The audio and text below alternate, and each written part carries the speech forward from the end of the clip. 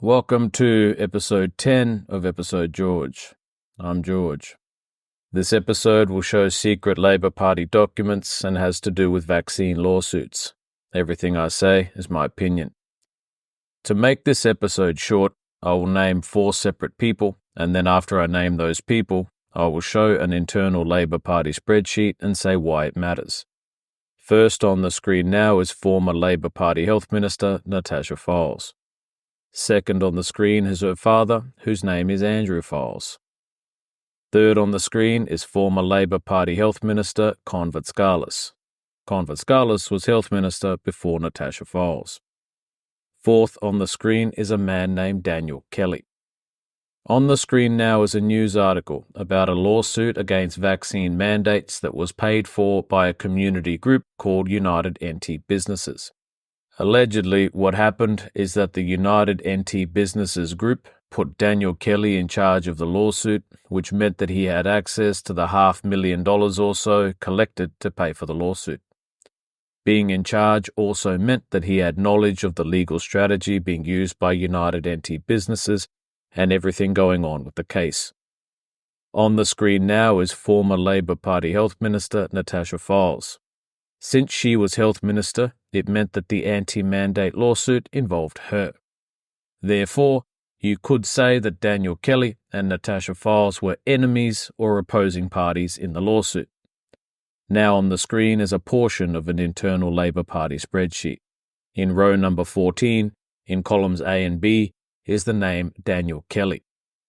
For those who are new to my video presentations who might think that the document is fake, on the screen now is a scan of former Labour Party Chief Minister Natasha Fyles' passport and the first page of her resume.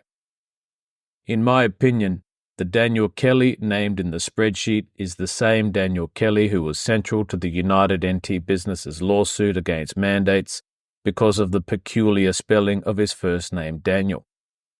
If the Daniel Kelly named in the spreadsheet really is the same Daniel Kelly involved in the anti-mandate lawsuit, it means that he has a strong connection to the Labour Party.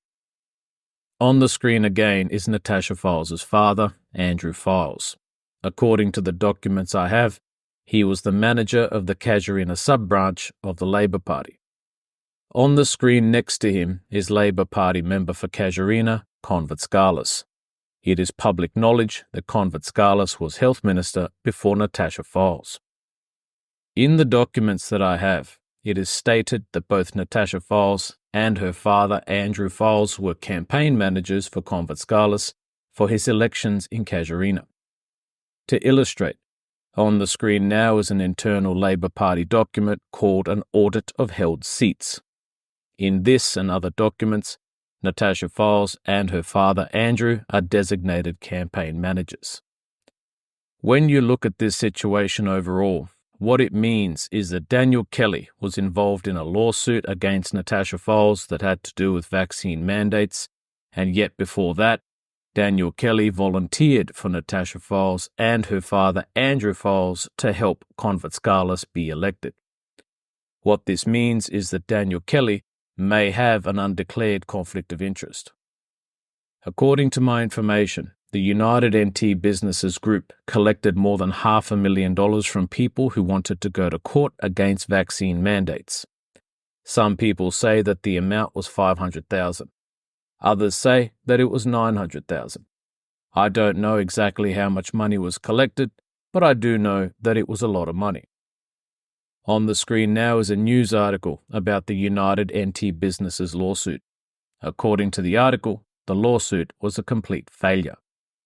Separate to the article, according to my information, the $500,000 or $900,000 disappeared and was not refunded to the people who donated the money.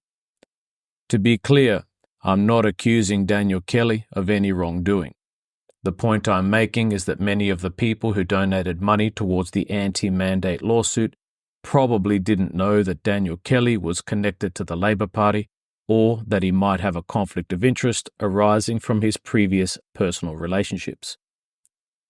This video presentation is a spoken and authorized opinion of George Mamuzelos Darwin. If you want to see other videos similar to this one, please visit episodegeorge.com. Alternatively, You can search social media for Episode George, or the comedically themed Most Genius Greek Philosopher of Darwin, or the Mango Inquisition.